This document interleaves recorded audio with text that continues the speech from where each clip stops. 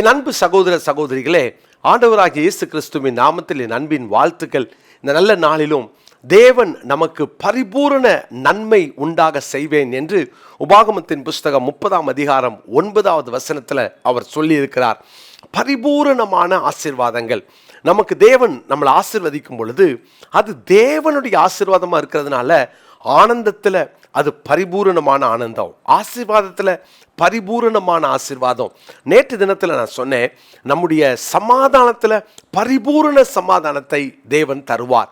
தேவன் கொடுக்கறதுனால அதில் எங்கேயோ ஒரு இடத்துல ஒரு சமாதான குறைவு அல்லது சமாதானமற்ற ஒரு நிலை அல்லது ஒரு குழப்பம் இருக்கவே இருக்காது. ஏன்னா தேவன் அந்த சமாதானத்தை கொடுக்கிறார். இன்றைக்கும் எரேமியா 33ஆம் அதிகாரத்தின் 6வது வசனத்தை நான் வாசிக்கிறேன். எரேமியா 33:6, இதோ நான் அவர்களுக்கு சௌக்கியமும் ஆரோக்கியமும் வரப்பண்ணி அவர்களை குணமாக்கி அவர்களுக்கு பரிபூரண சமாதானத்தையும் சத்தியத்தையும் வெளிப்படுத்துவேன். சமாதானத்தை வெளிப்படுத்துகிறவர் மாத்திரமல்ல, பரிபூரண சத்தியம் என்று வாசிக்கிறோம். பரிபூரண சத்தியம் பாருங்க, சத்தியம் ஆண்டவராகிய இயேசு சொல்லியிருக்கார் இல்லையா, நானே வழியும் சத்தியமும் ஜீவனுமா இருக்கிறேன். இயேசு தான் சத்தியம். அப்போ பரிபூரண சத்தியம். இந்த உலகத்துல நம்ம பார்க்கிற எந்த உண்மைகளும் ஒருவேளை அதுல பரிபூரணம் இருக்குமா அப்படின்னா பாதி உண்மையா இருக்கலாம், பாதி பொய்யா இருக்கலாம். யாரோ ஒருத்தர் ஒரு பயங்கரமான ஆத்தென்டிக்கான நியூஸ்ன்னு சொல்லலாம், ஆனா அதுல கூட 99% உண்மையா இருக்கலாம்.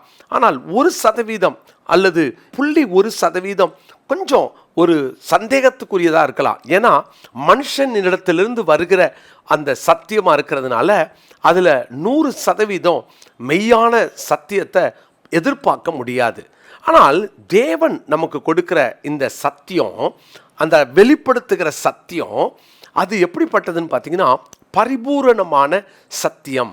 பிரியமானவர்களே, இந்த சத்தியத்தை தான் நமக்கு கர்த்தர் கொடுக்கிறேன்னு வாக்கு பண்ணுகிறார். கொலோசியருக்கு எழுதின நிருபம் 3ஆம் அதிகாரம் 16வது வசனம். கொலோசையர் 3ஆம் அதிகாரம் 16வது வசனம். கிறிஸ்துவின் வசனம் உங்களுக்குள்ளே சகல ஞானத்தோடும் பரிபூரணமாக வாசமாயிருப்பதாக. கிறிஸ்துவின் வசனம்தான் சத்தியம். இது நமக்குள்ளே பரிபூரணமாக வாசமாயிருப்பதாக. ஒரு மனுஷனுக்குள்ள தேவன் அவருடைய வசனத்தை வைக்கும் பொழுது பரிபூரணமா வாசமா இருக்கணும்னு எதிர்பார்க்கிறார். அப்போ சகல ஞானத்தோடும் பரிபூரணமாக கிறிஸ்துவின் வசனம் நமக்குள்ளாக வாசம் பண்ணணும். நமக்குள்ள அந்த வசனம் இருந்துச்சுன்னா ஒரு பரிபூரண சத்தியத்தை நாம் அறிந்து கொள்ளலாம். பிரியமானவர்களே, இன்னைக்கு சத்தியங்கள் மறுக்கப்படுகிற அல்லது சத்தியங்கள் மற்ற காரியத்தோடு பொல்யூட்டான மாசுபட்ட ஒரு நிலைமையில, கலப்படமான நிலைமையில தான் இன்னைக்கு நிறைய சத்தியங்களை நம்ம பார்க்குறோம். இன்னைக்கு இந்த சத்தியம் உண்மையிலேயே இது கர்த்தருடையதா, இது உண்மையிலேயே இது சத்தியமா அல்லது போலியா அப்படின்னு அறியணும்னா அதுக்கு அளவுகோலே பரிசுத்த வேதம் தான். பரிசுத்த வேத புத்தகத்தை தான் நம்முடைய வாழ்க்கையில சத்தியத்தினுடைய அளவுகோலாக நாம் வைத்திருக்க வேண்டும். அப்போ நம்ம ஒவ்வொரு சத்தியத்தை நம்ம படிக்கும் பொழுது அப்போ இந்த சத்தியத்துக்கு விரோதமான ஒரு காரியம் உண்மையை போல காணப்பட்டாலும் நம்பாதீங்க. இல்லை பிரதர், இப்போதான் நான் பரலோகத்திலேருந்து வந்தேன்னு சொன்னாலும் நம்பாதீங்க. ஏன்னா கர்த்தர் நமக்கு பரிபூரணமான சத்தியத்தை வெளிப்படுத்த விரும்புகிறார். பரிபூரணமான சத்தியம். அதனால் நிறையா சத்தியத்துக்காக ஜெபம் பண்ணுங்க. சத்தியம் வெளிப்படுத்தப்படணும்னு ஜெபம் பண்ணுங்க. உங்களுக்குள்ள அந்த சத்தியம் வாசம் பண்ணணும்னு ஜெபம் பண்ணுங்க. சத்தியத்துக்கு எதிராக இருக்கிற காரியங்களில் ஒரு நாளும் துணை போகாதீங்க. தேவனுடைய பிள்ளைகளே, இந்த பரிபூர்ண சத்தியத்தை எப்படி பெற்றுக்கொள்வது? வேதத்தில் இருந்து நான் காண்பிக்கிறேன். சங்கீதம் 25ஆம் சங்கீதம் 5வது வசனத்தை நான் வாசிக்கிறேன்.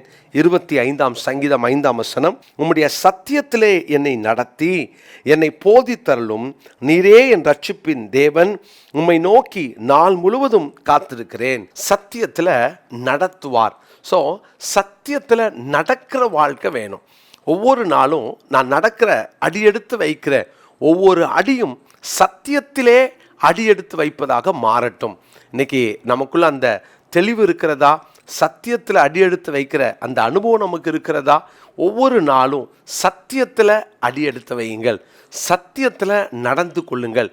சத்திய மார்க்கத்தை கண்டுபிடிங்க. சத்தியம் இல்லாத, வேதம் சொல்லாத, வேதத்துக்கு எதிரான எந்த பாதையும் வேண்டாம். முதலாவது சத்தியத்தில் நடக்க கற்றுக்கொள்வோம். இரண்டாவதாக யோவான் சுவிசேஷம் 8ஆம் அதிகாரம் 32வது வசனத்தை நான் வாசிக்கிறேன். யோவான் 8:32, சத்தியத்தையும் அறிவீர்கள், சத்தியம் உங்களை விடுதலையாக்கும். சத்தியத்தில் நடந்து கொள்ளுங்கள். இரண்டாவது, சத்தியத்தை அறிந்து கொள்ளுங்கள். எப்பவுமே சத்தியத்தை அறிந்து கொள்வதில் அதிக கவனம் செலுத்தணும். ஒவ்வொரு நாளும் வேத வசனத்திலிருந்து இந்த சத்தியத்தை நாம் அறிந்து கொள்வோம். ஒவ்வொரு நாளும் வசனத்திலிருந்து அறிந்து கொள்ள வேண்டிய சத்தியத்தில் நம்ம ரொம்ப கவனம் செலுத்துவோம். ஏனோ தானோன்னு பைபிள் படித்தா இது எது சத்தியம் அப்படின்னு நமக்கு தெரியாதே. எனவே சத்தியத்தை அறிந்து கொள்ள வேண்டும் என்ற அந்த இருதயத்தோடு நாம் சத்திய வசனத்துக்கு முக்கியத்துவம் கொடுப்போம்.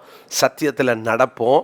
ரெண்டாவது, சத்தியத்தை அறிந்து கொள்வோம். மூன்றாவதாக யோவான் சுவிசேஷம் 14ஆம் அதிகாரம் 17வது வசனத்தை வாசிக்கிறேன். யோவான் 14:17, உலகம் அந்த சத்திய ஆவியானவரை காணாமலும் அறியாமலும் இருக்கிறபடியால் அவரை பெற்றுக்கொள்ள மாட்டாது. அவர் உங்களுடனே வாசம் பண்ணி உங்களுக்குள்ளே இருப்பதால் நீங்கள் அவரை அறிவீர்கள். சத்திய ஆவியானவருக்கு இடம் கொடுப்போம். சத்தியத்தில் நடப்போம், சத்தியத்தில் அறிந்து கொள்வோம். சத்திய ஆவியானவருக்கு நமக்குள்ள இடம் கொடுப்போம். நமக்குள்ள ஆவியானவர் வாசம் பண்ணிட்டா சத்தியத்தில் நடப்போம். பாருங்க, இதுதான் பரிபூரணமான சத்தியம். நமக்குள்ள பரிசுத்த ஆவியானவர் வாசம் பண்ணி நம்மளை சத்தியத்தின் பாதையில் நடத்தி சத்தியத்தை நமக்கு தெரியப்படுத்துகிற இந்த ஆவியானவர் இருக்காரே, இவர் நமக்குள்ள இருக்கணும். எப்போதும் அவரை துக்கப்படுத்தாதீங்க, அவரை व्यसனப்படுத்தாதீங்க. அவருக்கு என்னெல்லாம் பிடிக்காதோ அதை செய்யாதீங்க. அவருக்கு பிடித்ததை மாத்திரம் செய்ய ஆண்டவர் கிருபை தருவாராக. சத்தியத்தில் பரிபூர்ண சத்தியத்தை இயேசு ஒருவர் தான் கொடுக்க முடியும். அந்த பரிபூர்ண சத்தியத்தை நமக்கு வெளிப்படுத்தி நம்மை ஆசீர்வதிப்பாராக. ஜெபமல்லாமா? தகப்பனே, நாங்கள் எப்போதும் சத்தியத்தின் பாதையிலே நடக்க, சத்தியபரனாகிய உம்மை நாங்கள் ஆண்டவரே பின்பற்ற, சத்தியத்தை அறிந்து சத்தியத்திலே நடந்து சத்திய ஆவியானவருக்கு இடம் கொடுத்து இந்த உலகத்தில் ஜெயத்தோடு வாழ உதவி செய்யுங்க. இயேசுவின் மூலமாய் ஜெபிக்கிறோம் நல்ல பிதாவே, ஆமேன். பிரியமானவர்களே, இந்த நாளுக்குரிய மனப்பாட வசனத்தை குறித்து கொள்ளுங்க. யோவான் 14:17. யோவான் 14:17வது வசனம். God bless you.